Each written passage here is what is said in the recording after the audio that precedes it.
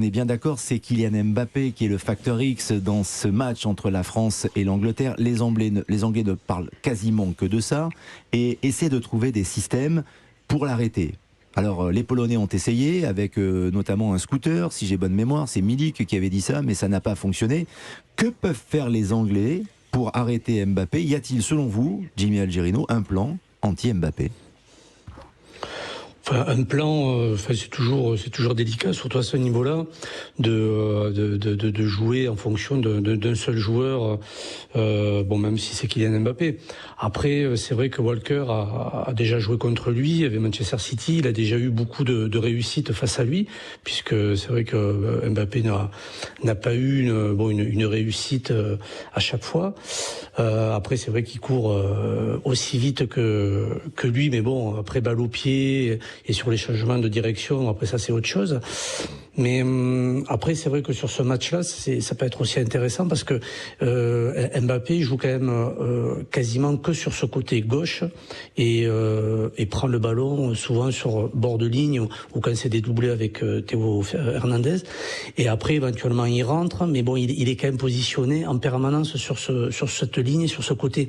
Donc c'est vrai que ça permet pour l'équipe adverse de le bloquer, voire une prise à 2, à 3. Mais bon, je vois mal les Anglais avec la qualité qu'ils ont quand même de vitesse, se retrouver à faire un plan à 3 sur Mbappé. Donc, mais il y a effectivement plus de possibilités pour les Anglais qu'il y en a eu pour les Polonais.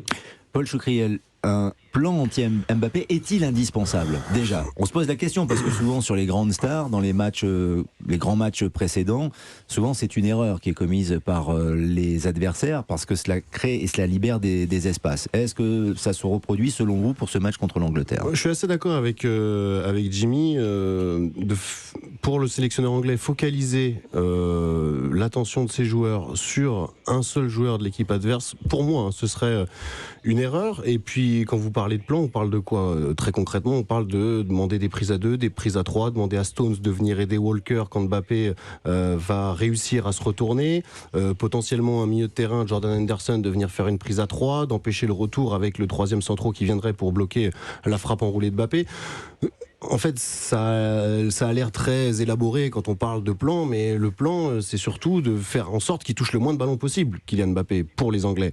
Et je pense pas que ce soit vraiment réalisable ou ce soit une bonne idée pour l'équipe d'Angleterre. Après, Mbappé, là où on peut avoir confiance, c'est que c'est un joueur qui a toujours été très performant lorsqu'il était attendu. Rappelez-vous de la double confrontation contre le Real il y a moins d'un an. On parle de lui, on parle de son futur club, potentiellement le successeur de Karim Benzema ou de Cristiano Ronaldo au Real. Au match aller, tout le monde se demande dans quel état d'esprit sera Mbappé. C'est lui qui donne la victoire et c'est le meilleur joueur. Au match retour, c'est la même chose. Alors même qu'il est sifflé, alors même que le Real lui tend les bras, c'est lui qui donne l'avantage à Paris avant la suite que l'on connaît. Donc je pense que c'est un joueur différent qui est sûrement, à mon sens, aujourd'hui le meilleur joueur du monde et peu importe le plan que pourraient élaborer les Anglais, ce sera très très compliqué de le contenir. Il est très probable en tout cas qu'il y aura beaucoup d'activités dans le couloir droit anglais, donc le couloir gauche, le côté préférentiel de Kylian Mbappé, là où on retrouve la zone de prédilection de Kylian Mbappé, et dans cette zone on va trouver notamment Kyle Walker. Alors c'est vrai qu'avec City il a déjà joué contre Mbappé, c'est difficile d'être au marquage d'Mbappé notamment ou d'essayer de le contrer dans sa zone. Comment va-t-il faire? Est-il inquiet avant cette confrontation avec le Français? On écoute l'intéressé Kyle Walker. On s'est affronté 4 fois en Champions League avec Manchester City. Et à chaque fois, je ne pensais pas qu'à Mbappé. Et ça sera exactement pareil samedi. C'est un atout dans leur arsenal et un très bon. Mais ils ont beaucoup d'autres joueurs et on ne peut pas les sous-estimer. Nous savons que c'est un grand joueur et c'est pour cela que toutes les questions se concentrent sur lui. Mais n'oublions pas Olivier Giroud, qui a marqué beaucoup de buts en Première Ligue. Ousmane Dembélé, qui est un joueur très imprévisible. Ils ont aussi Antoine Griezmann et d'autres joueurs comme ça. Ces joueurs peuvent nous poser des problèmes. Toutes les questions ne devraient pas être sur Mbappé, à mon avis. Oui, je suis conscient que c'est un super footballeur, mais il y en a d'autres aussi. Il a tout compris, Kyle Walker. Toutes les questions ne doivent pas concerner uniquement Mbappé. Il y a 10 autres joueurs sur le terrain. Bien sûr. Marc Librand. Le problème, c'est que les 10 autres, il n'y en a aucun comme Mbappé. Donc, si vous voulez, non, mais faut être sérieux. Walker, c'est vrai qu'il va vite, il va pas aussi vite qu'Mbappé, mais donc essayer de faire un plan anti-Mbappé. Je pense qu'il est inarrêtable à l'heure actuelle parce que c'est sa Coupe du Monde, qu'on le veuille ou non, c'est sa Coupe du Monde, c'est-à-dire qu'il s'est préparé, il s'est conditionné, il est en phase où on voit la Tunisie, il rentre en l'espace de 10 minutes, c'est un grand garçon qui joue avec des petits-enfants. Voilà, donc aujourd'hui il est capable de faire ce qu'il veut. Donc que les Anglais nous racontent qu'il n'y a pas de plan Mbappé, je vais voir quand il va commencer à accélérer, si Henderson, si Stones va pas fermer derrière Walker. Donc je pense que si Mbappé tout s'aligne, Mbappé peut faire gagner la Coupe du Monde à la France sans problème. Sur ce qu'on a vu là tout seul, il est capable de tirer l'équipe vers le haut tout seul. Donc après, oui, il y a des joueurs à côté, mais à l'heure actuelle, Mbappé, sur ce qu'il fait depuis le début de la Coupe du Monde, ce qu'il a montré quand il est capable, parce que même lors du dernier match, rappelez-vous, on était ensemble, même Deschamps dit pendant 1 heure, il n'a pas été bon. Heureusement. Non, mais c'est Deschamps qui le dit. Il dit, je ne suis pas content parce que pendant 1 heure, il n'est pas bon.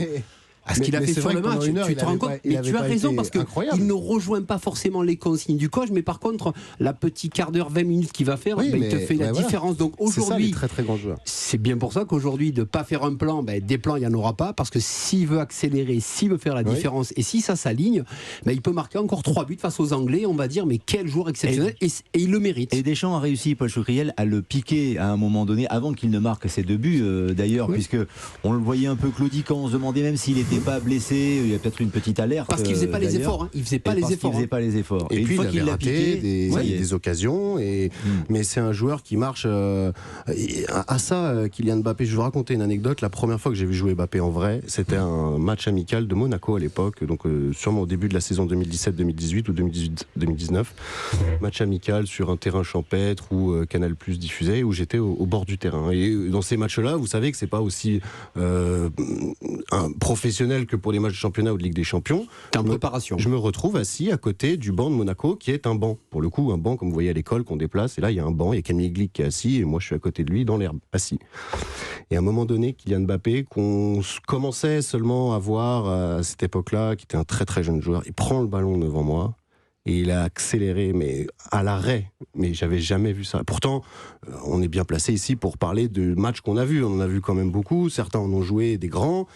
Mais c'était quelque chose d'incroyable. Et j'en ai parlé à tous les gens que j'ai rencontrés quand on a parlé de Mbappé. Je raconte cette histoire, de me dire que j'ai vu quelque chose que je n'avais jamais vu. Et ce garçon-là réussit année après année, match après match, à prouver qu'il arrive encore à élever son niveau, quand bien même les attentes sont de plus en plus importantes par rapport à lui. Donc c'est pour ça que le plan anti-Mbappé, mis à part de lui mettre une boîte, pardonnez-moi le langage trivial, mais au bout de 10 secondes, et de prendre un carton jaune-orangé et qui va handicaper un défenseur anglais, je vois pas vraiment comment on peut l'arrêter. C'est vrai qu'il est très fort, et en plus, Paul précise qu'il court très vite, que démarrage à l'arrêt, Patrick Julliard, évidemment, il est presque inarrêtable, mais il a progressé, c'est-à-dire qu'il n'est pas que seulement un sprinter ou un athlète. Aujourd'hui, il est un vrai joueur de football quasi complet. On l'a vu sur cette Coupe du Monde.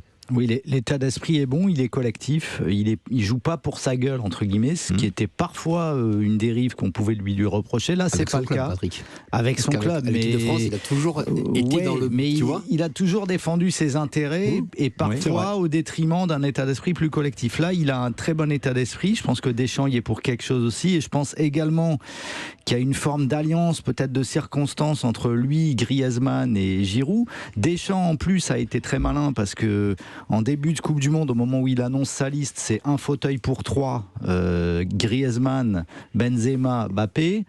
Benzema n'est plus là et Griezmann a reculé au milieu de terrain. Donc maintenant, le fauteuil de star n'est occupé que par Mbappé. C'est parfait pour lui, ça le valorise et son ego avec. Il se donne à fond. Pour moi, le seul risque en fait dans ce match, c'est pas trop le plan Mbappé, les Anglais. C'est que la France, justement, consciente de la force extrême de Mbappé, ne joue qu'avec lui et oublie de varier les attaques et oublie de jouer à droite. Si la France ne joue que sur un côté, c'est-à-dire que du côté Mbappé, ça va simplifier la tâche des Anglais aussi fort. Tu sais, Patrick, ça se passe déjà. Oui, mais il faut continuer à varier. Il faut continuer à changer d'aile. Il faut continuer à alterner jeu court, jeu long en basculant d'un côté à l'autre. Il ne faut pas aller dans le seul entonnoir du côté gauche parce que, aussi fort soit-il, si on ne fait fait que ça, les Anglais auront la tâche facilitée. Voilà ma seule peut-être réserve. Et Kyle Walker a raison de dire qu'ils ne doivent pas, dans leur défense, se focaliser sur Mbappé. Il y a d'autres très forts joueurs en équipe de France, mais les Français ne doivent pas se focaliser uniquement sur la force de Mbappé pour attaquer.